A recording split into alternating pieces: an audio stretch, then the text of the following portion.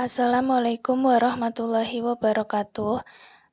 Kami dari kelompok 8, mata kuliah Ekonomi Mikro Islam yang beranggotakan saya, Devi Nur Rahmawati, NIM 63040200002, Anissa Fatia Setiawan, NIM 63040200003, dan Prisma Vinda Anifa Nutki, NIM 63040200009, akan mempresentasikan materi mengenai distorsi pasar dalam ekonomi Islam. Yang pertama, pengertian distorsi. Arti dari kata distorsi dalam Kamus Bahasa Indonesia adalah sebuah gangguan yang terjadi atau pemutarbalikan suatu fakta, aturan, dan penyimpangan dari fakta yang seharusnya terjadi. Sedangkan pasar secara umum dapat dikatakan sebagai suatu tempat bertemunya antara penjual dengan pembeli. Dari kedua pengertian di atas, dapat ditarik kesimpulan bahwasannya maksud dari distorsi pasar ialah sebuah gangguan yang terjadi terhadap sebuah mekanisme pasar yang sempurna menurut prinsip Islam. Ataupun bisa juga dikatakan bahwasannya distorsi pasar ialah suatu fakta yang terjadi di lapangan atau mekanisme pasar yang mana fakta tersebut tidak sesuai dengan teori-teori yang seharusnya terjadi di dalam sebuah mekanisme pasar. Selanjutnya adalah rekayasa permintaan dan rekayasa penawaran. Terdapat 3 hal yang termasuk ke dalam rekayasa permintaan dan rekayasa penawaran. Antara lain adalah sebagai berikut. Yang pertama adalah bai najasi, yang kedua adalah ihtikar, dan yang ketiga adalah talaki rukban. Yang pertama yaitu bai najasi. Transaksi najasi diharamkan karena si penjual menyuruh orang lain memuji barangnya atau menawar dengan harga tinggi agar orang lain tertarik pula untuk membeli. Akibatnya, terjadi permintaan palsu. Tingkat permintaan yang tercipta tidak dihasilkan secara alamiah. Yang kedua, ihtikar. Menyimpan stok barang untuk keperluan persediaan pun tidak dilarang dalam Islam. Jadi, monopoli sah-sah saja.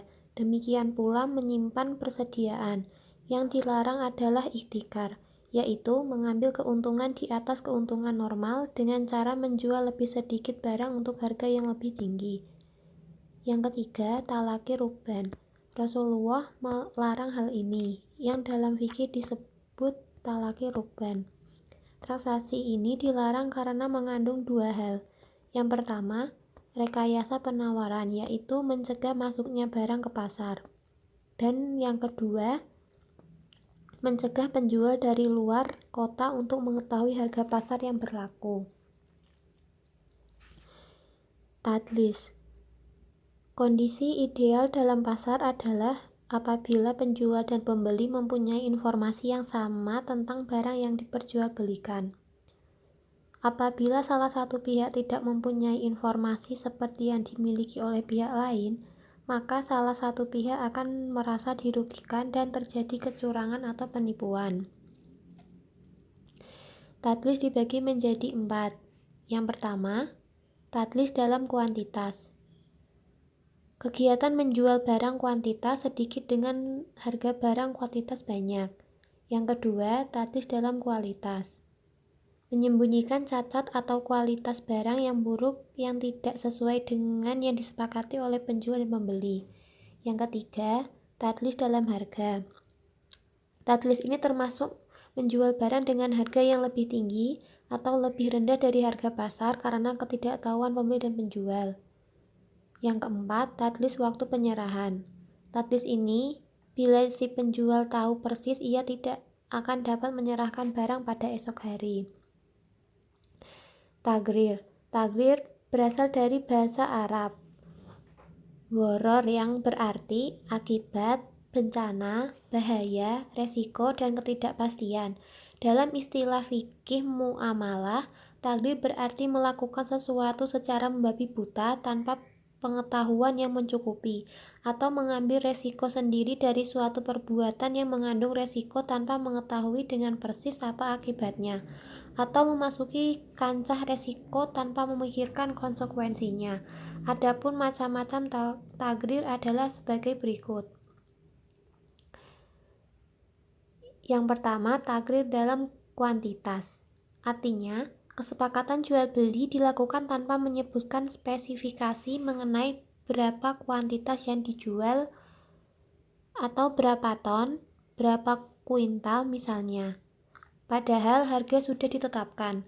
Dengan demikian, terjadi ketidakpastian menyangkut kuantitas barang yang ditransaksikan. Baik, saya akan melanjutkan takrir dalam kualitas. Contoh takrir dalam kualitas adalah menjual anak sapi yang masih dalam kandungan induknya. Penjual sepakat untuk menyerahkan anak sapi itu lahir seharga 1 juta rupiah. Dalam hal ini, baik si penjual maupun si pembeli tidak dapat memastikan kondisi fisik anak sapi tersebut bila nanti sudah lahir, apakah akan normal, cacat, atau lahir dalam keadaan mati. Dengan demikian, terjadi ketidakpastian menyangkut kualitas barang yang ditransaksikan. Kemudian, takrir dalam harga. Takrir dalam harga terjadi ketika, misalnya, seorang penjual menyatakan bahwa ia akan menjual 1 unit panci merek ABC seharga Rp10.000 atau yang Rp50.000. Katakanlah ada pembeli yang membayar lunas pada bulan ketiga. Berapa harga yang berlaku? Atau ekstrimnya 1 hari setelah penyerahan barang. Berapa harga yang berlaku? Ekstrim lainnya, bagaimana menentukan harga bila dibayar lunas sehari sebelum akhir bulan kelima? Dalam kasus ini, walaupun kuantitas dan kualitas barang yang sudah ditentukan, tetapi terjadi ketidakpastian dalam harga barang karena si penjual dan si pembeli tidak mensepakati satu harga dalam satu akad. Kemudian, takrir menyangkut waktu penyerahan. Misalkan, Adi kehilangan mobil VW Battle-nya. Ida kebetulan sudah lama ingin memiliki mobil VW Battle seperti yang dimiliki oleh Adi, dan karena itu ia ingin membelinya. Akhirnya Adi dan Ida membuat kesepakatan. Adi menjual mobil VW Battle-nya yang hilang tersebut kepada Ida seharga 100 juta rupiah. Harga pasar VW Battle adalah 300 juta rupiah. Mobil akan diserahkan segera setelah ditemukan. Dalam transaksi ini, terjadi ketidakpastian menyangkut waktu penyerahan barang, karena barang yang dijual tidak diketahui keberadaannya. Mungkin mobil tersebut akan ditemukan 1 bulan lagi, 1 tahun lagi, atau bahkan tidak akan ditemukan sama sekali. Manipulasi dalam perdagangan saham. Tindakan yang dilakukan oleh seseorang untuk menciptakan kondisi semu yang akan menyesatkan pihak lain dalam perdagangan disebut sebagai manipulasi pasar. Segala jenis perdagangan rentan akan adanya manipulasi, termasuk perdagangan saham. Dalam Islam, kegiatan perdagangan saham diperbolehkan asal tidak adanya unsur riba, penipuan, dan ketidakpastian, serta tidak untuk digerakkan dalam bidang yang diharamkan. Dalam praktiknya, beberapa pola pelanggaran yang ada dalam pasar modal adalah sebagai berikut. Yang pertama, marketing the close. Yang kedua, painting the tape. Yang ketiga, pembentukan harga dengan merger. Yang keempat, pulse. Yang kelima, cornering the market. Yang keenam, was sales. Yang ketujuh, false information. Yang kedelapan, special allotments. Yang kesembilan, exchange based transaction. Yang kesepuluh, aborted seller. Demikian yang bisa kelompok kami sampaikan. Apabila ada kata-kata yang kurang berkenan di hati teman-teman, kami mohon maaf yang sebesar-besarnya. Wassalamualaikum warahmatullahi wabarakatuh.